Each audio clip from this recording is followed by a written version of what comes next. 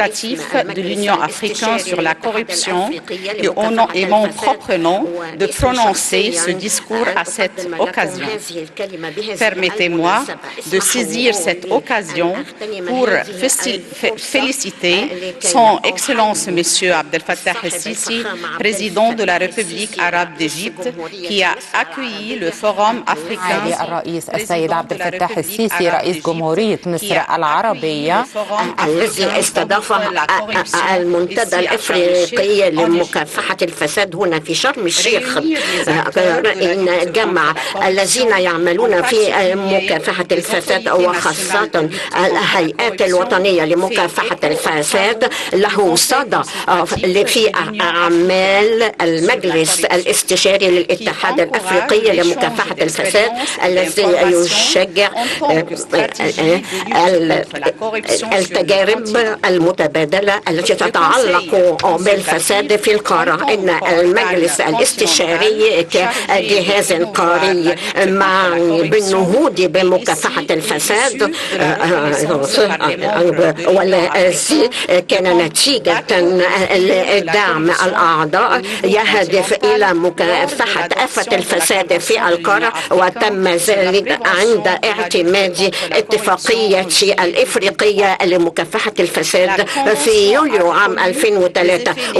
واعترفت هذه الاتفاقية بالآثار السلبية للفساد وأثارها على الوضع الاقتصادي والسياسي والاجتماعي، ولها آثار سيئة على التنمية الاقتصادية والاجتماعية لأفريقيا، وأنها تنص أيضا أن الفساد تضر بالشفافية في الأعمال الحكومية وأيضا بالتنمية الاقتصادية والاجتماعية في القارة. إن اعتماد هذه الاتفاقية تبين أن القادة الأفارقة يؤكدون أن الفساد يعرقل تنمية أفريقيا بشكل كبير، وأنه لابد من القضاء عليه تماما، وأن عام 2018 كان هو تاريخ عيد اعتماد هذه الاتفاقية، وإلى هذا اليوم تم توقيع 49 دولة عليها وصدق عليها 40 دولة، وهذا يمثل 70% من إجمالي أعضاء الاتحاد الأفريقي. ومن المشجع أن نرى أن الذين يراقبون توجهات مكافحة الفساد في أفريقيا قد قاموا بوضع دراستين حول أفضل الممارسات الإقليمية في القارة لمناهضة الفساد، وأيضا إجراءات إنفاذ اتفاقية مكافحة الفساد في القادة، وأنه منذ اعتماد الاتفاقية من جانب الدول الأعضاء قد تم إحراز تقدم في إنفاذ هذه الاتفاقية، وخاصة بالنسبة للدول التي وطنت هذه الاتفاقية بإصدار قوانين متناسبة مع ذلك، واتخاذ إجراءات تشريعية وإدارية لمكافحة الفساد. وحتى قبل وبعد إنفاذ هذه الاتفاقية قامت هذه الدولة بتعديل إجراءاتها، وذلك وفقا لأحكام الاتفاقية، وهذا يتضمن إنشاء وكالات وطنية لمكافحة الفساد وسن قوانين لمكافحة الفساد ووضع استراتيجيات لمكافحة الفساد، وإنشاء فضاء يتيح للمجتمع المدني ووسائل الإعلام أن تطالب بتحقيق المساءلة والشفافية. ومن أجل التعجيل بمكافحة الفساد فإن المجلس يشير إلى أهمية التعاون، ومن خلال هذه الروح يتعاون المجلس مع كثير من اللاعبين في الاتحاد الإفريقي والمجموعات الاقتصادية الإقليمية ووكالات الأمم المتحدة وكافة مؤسسات مكافحة الفساد في الإقليمية واللاعبين اللاعبين الدوليين.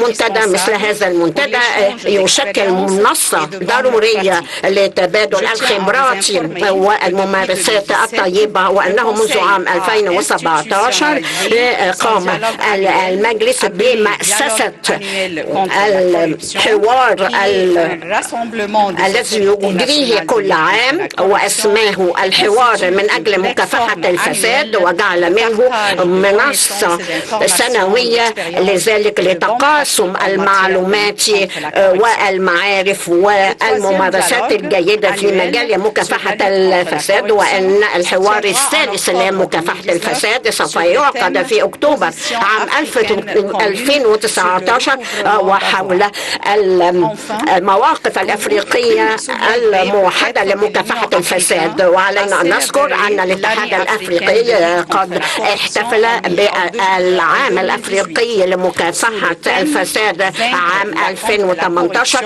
وذلك تحت عنوان هزيمة الفساد من أجل تحقيق تحول أفريقيا. وكانت هذه لحظة فارقة بالنسبة لأفريقيا، وذلك وقد ضم ذلك جميع قادة القارة، وذلك لكي تجمع الجميع لمكافحة الفساد. وإن رؤساء الدول والحكومات استطاعوا أيضا أن يفكروا في وضع استراتيجيات لمكافحة الفساد في أفريقيا، وذلك في إطار عام مكافحة الفساد في أفريقيا، وأيضا باتخاذ المبادرات وإجراءات على المستوى الوطني في كل دولة للنهوض من أجل إنفاذ اتفاقية الاتحاد الأفريقي. ولقد تم تبني أيضا إعلان مناقشات لمكافحة الفساد، وذلك من جانب رؤساء الدول والحكومات الذين وجهوا نداء لجميع الدول الأفريقية، وذلك من أجل تفعيل وكالات أفريقية لمكافحة الفساد.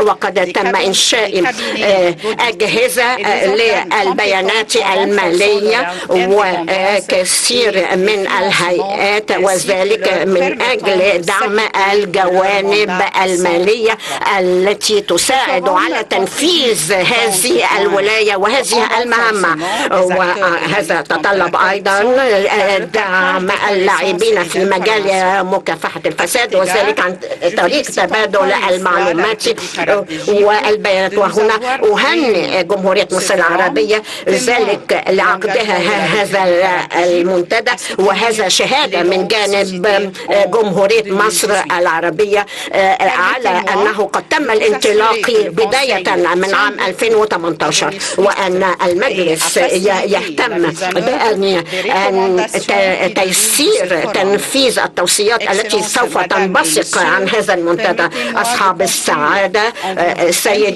سيدتي اسمحوا لي أن أختتم كلمتي بأن أدعوكم جميعا للاحتفال بيوم مكافحة الفساد، وهو يوم 11 يوليو، وأن الاحتفال هذا العام سيحمل نفس عنوان الحوار السنوي لمكافحة الفساد، وهي الموقف الإفريقي المشترك لاستعادة الأموال المنهوبة. شكرا لكم.